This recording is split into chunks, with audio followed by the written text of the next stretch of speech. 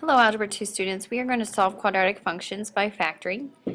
And we're going to kind of start it in the video, and then I have a few things I'm going to show you in class that I don't really want to show you in the video. So first of all, let's start off with how do we get a quadratic? We multiply two binomials using the FOIL method. So remember this from Algebra 1. It's first, outer, inner, last. So if we are going to multiply these, the first terms would be 2y times 3y, which is 6y squared. And then the outer would be 2y times 5, which would be 10y. The inner would be a negative 7 times 3y, which would be a negative 21y. And then the last would be a negative 7 times 5, which is a negative 35. So we combine like terms, and we end up with 6y squared minus 11y minus 35. So this is how we get quadratics. Now in this lesson, what we're going to be able to do is we're going to be able to, I'm going to give you a quadratic, and then you're going to put it in factored form. These are factors. And how I remember that is factories make products. Factors are going to make products because we're multiplying these together. So if you want to find the roots, you're going to set each factor equal to 0. Again, going back to the last section where we're finding those solutions. So you can set each one of these factors equal to 0. And here is the zero product property if you want to write that in your notes. So once you have it in factored form, then you're going to set each factor equal to 0, and you're going to solve for that variable. In this case, we're solving for y.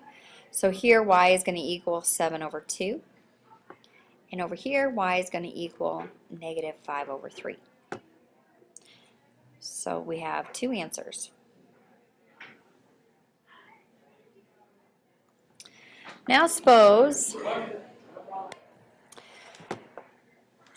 we wanted to write a quadratic equation in standard form with the roots. So here we have the roots, and we're going to kind of work backwards. These are the answers. So if you look back here on this slide, notice that when we set them equal to 0, the signs end up being opposite, don't they? Because we're setting them equal to 0.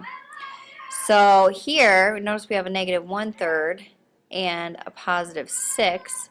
Those signs are actually going to be opposite. So we have x plus 1/3, because if we were to set these equal to 0, we would get these answers. And then x minus 6. So now from here, we can go ahead and FOIL. So we end up with x squared minus 6x plus 1/3 x, and then minus 2. And we're going to CLT, combine like terms.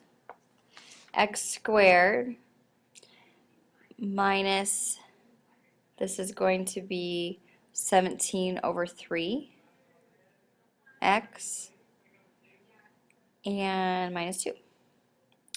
So if we want to write this in standard form, we don't really like fractions. So how can we get rid of fractions?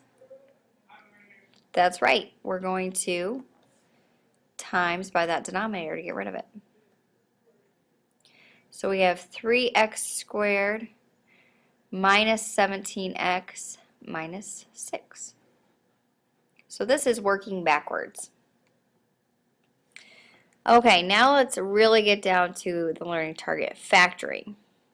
Solving quadratics by factoring. So this is the first way to solve a quadratic, finding the GCF, greatest common factor. So that's what we're going to look at first. Is there a greatest common factor between 16 and 8? Of course. And is there a greatest common factor between x squared and x? Yep. So actually they both have 8 in common, and they both have an x. You always want to find the lowest exponent, and they all have to have that same variable. So I'm going to factor out an 8x, and I'm going to divide by 8x here. Everybody gets divided. And so we end up with 2x plus 8x divided by 8x is 1. And we're setting that equal to 0. So by the zero product property, we set both of them equal to 0, both factors. So we end up with x equals 0 and x equals a negative 1/2. Ta-da!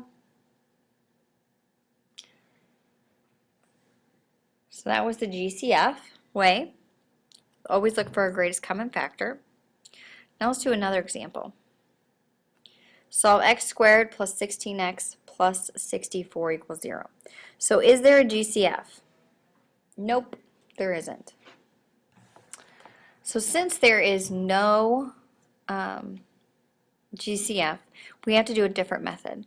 And I like to call this, we're going to be factoring, but I like to call this the Argyle method. Do you know Argyle sweaters? That's what I kind of think of. When I make this right here, I think of Argyle sweaters.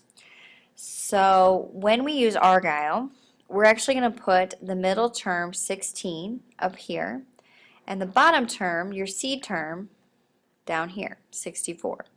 So then I got to think, okay, what two values, when I add them together, I get 16, and when I multiply them together, I get 64. Can you think of two values? Yeah, 8 and 8. So that's going to be our two factors. That's how we're going to write out x plus 8 times x plus 8, we set equal to 0. So now since these are both the same thing, we can write it like this in factored form. Set one of them equal to 0, so x equals a negative 8. So this is the Argyle method. Everyone should wear Argyle sweaters tomorrow, or socks. All right, let's try this one. Is there a GCF? Nope, nothing in common. Can't take out an x because 20 doesn't have an x. So we got to put our 9 up here, 20 goes below. So what two values, when you multiply them, you get 20, and when you add them together, you get 9. 4 and 5, excellent. So we have x plus 4 times x plus 5 equals 0. So x equals a negative 4 and x equals a negative 5 is our answer. Answers, I should say. Okay, so that's all I have for you. And come with questions tomorrow. We're going to practice this some more tomorrow, and I have one more thing to teach you.